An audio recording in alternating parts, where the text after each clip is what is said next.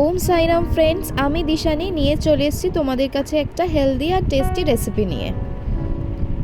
হ্যাঁ, আজকে বানাবো স্যুপ, চিকেন স্যুপ।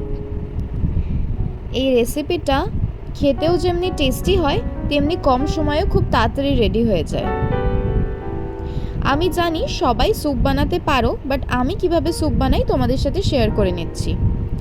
এখানে নিয়ে নিয়েছি ইনগ্রেডিয়েন্টস, কতগুলো সবজি কেটে নিয়েছি, গাজর, বিনস, পেঁয়াজ, ক্যাপসিকাম থাকলে তোমরা দিতে পারো, বাট আমার কাছে ছিল না। নিয়ে নিয়েছিলাম চিকেন, গোলমরিচ, রসুন কুচি, চিনি আর নুন। আমি সবার প্রথমে কড়াইতে একটু সাদা তেল দিয়ে চিকেনগুলোকে ছেড়ে দিচ্ছি। তোমরা এখানে চাইলে বাটারও ইউজ করতে পারো। হালকা করে চিকেনগুলোকে একটু নেড়ে নিতে হবে।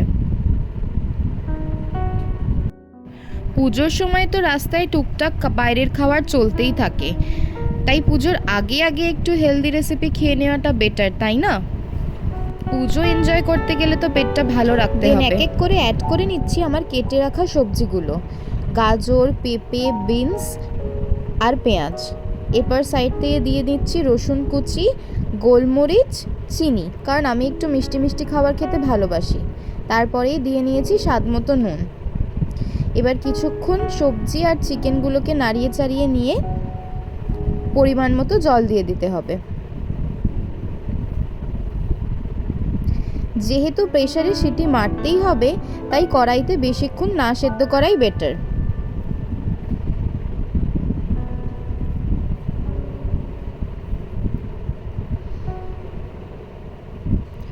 এরপরে দিয়ে দিলাম পরিমাণ মতো জল, দেন দুটো সিটি মেরে নামিয়ে নিলেই তৈরি হয়ে যাবে গরম গরম হেলদি স্যুপ। নামাবার পরে ওপর দিয়ে একটু বাটার আর গোলমরিচ ছড়িয়ে খেতে জাস্ট অসাধারণ লাগছিল। ট্রাই করে জানিও তোমাদের কেমন লাগলো রেসিপিটা।